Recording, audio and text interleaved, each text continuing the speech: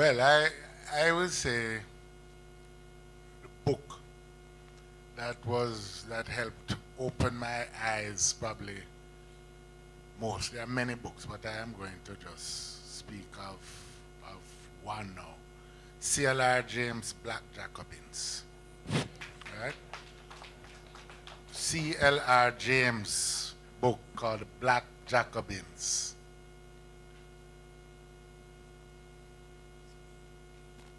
It deals with, putting it very loosely, with just the formation of the Caribbean's presence at the formation of the modern world as we know it.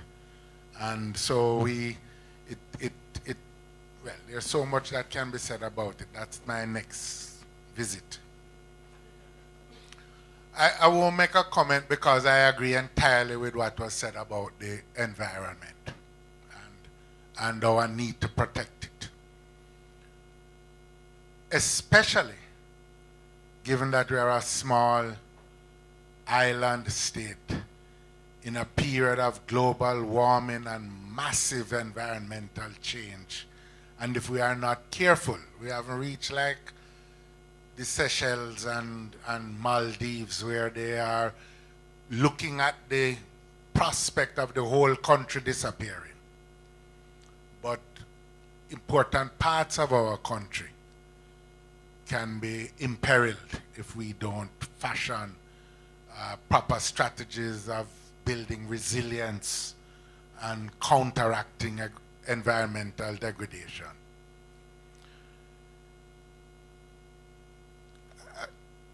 I'm going to say something briefly, and I'm going to ask Julian to speak a little bit because it is part of his responsibility and the whole question of using the new information technologies in a way to get ahead of our problems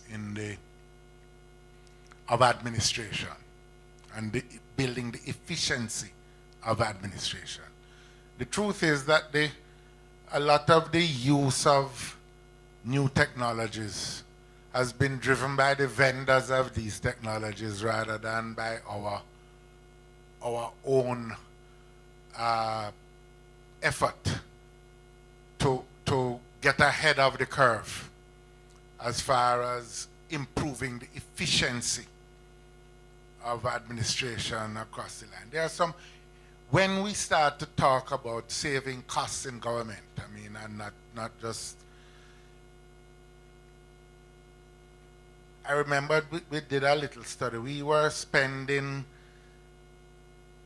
in fact, it linked back to the question of crime. The police force was spending more on telephone calls between different agencies than they were spending on maintenance for police stations at the point in time.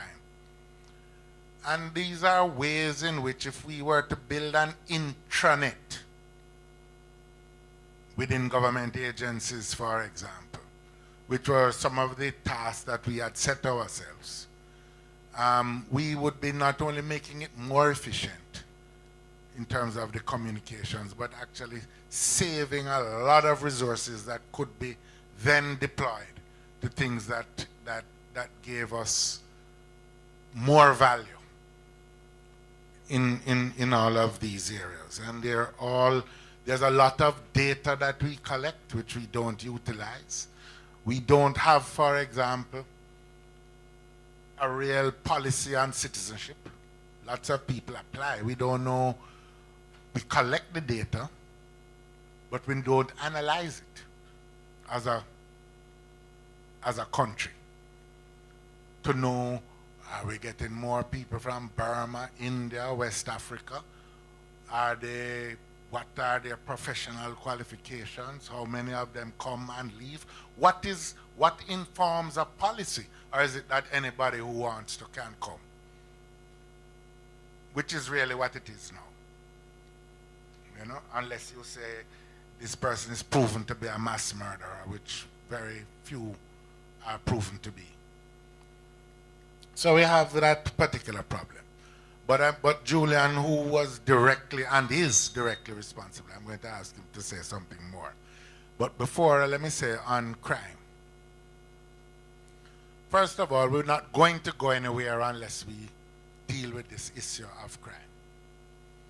Second point is that we have learned many lessons, and we need to, some good, some bad, and we need to stop repeating the same lessons. The point about militarization and the belief that just applying more force to poor communities. We have learned that lesson. It doesn't work. We had a Suppression of Crime Act introduced in the 1970s by a PNP administration, and I will say repealed by a PNP administration, to our credit and to P.J. Patterson's credit as Prime Minister at the time, because the introduction of the gun court and special emergency measures, and you could go through anywhere in the country and without search warrant and all of that. All it did, crime didn't go down. And all that happened was that the police lost respect for the rights of the people, and the people lost respect for the police. And the consequence of all of that was the failure to have a trust relationship between people and the security forces, without which law enforcement in the normal sense cannot work. So that is one lesson on the negative side which we learned.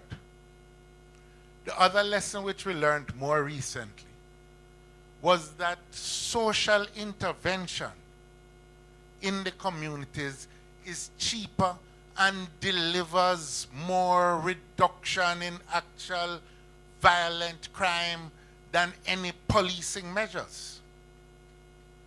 We learned that.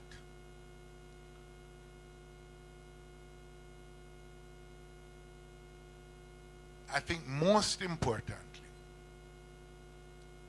what you really need in addition, and what we have learned, and which is one lesson that we learned, which we seem to be unlearning, is that you mustn't politicize the question of crime fighting. Don't make it into a political football and chat foolishness about you can't sleep safe under one administration and you can't sleep safe under another. It's foolishness. You divide the country's determination to confront something which will destroy all of us.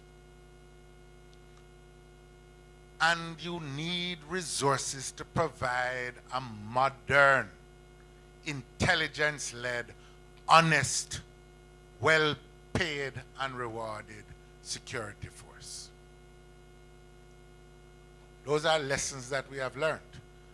But because of the politicization of the issues, people want these quick fixes and a suggestion that there is some easy solution around it.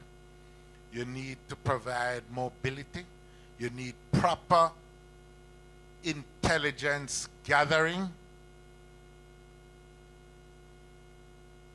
intelligence-led policing. You need to create the systems that weed out unreliable or corrupt officers from the force, from the security services generally. And you need to have swift discipline. Lots of other things we can talk about. But I'll just make one simple point.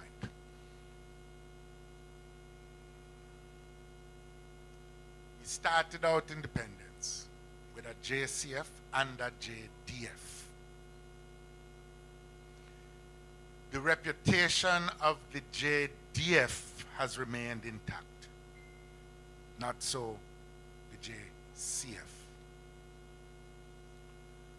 One critical difference between the two is the character of the discipline and the swiftness with which one service can root out anyone who is in breach of their rules as against the other.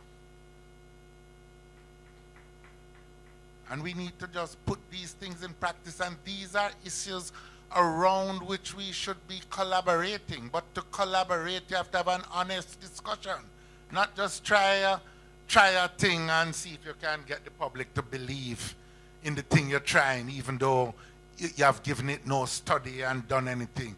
As Peter Bunting pointed out in Parliament, we have about 5,000 promises and not one fulfilled. We need to get real about dealing with the problem and stop this face card approach to serious issues that the country faces.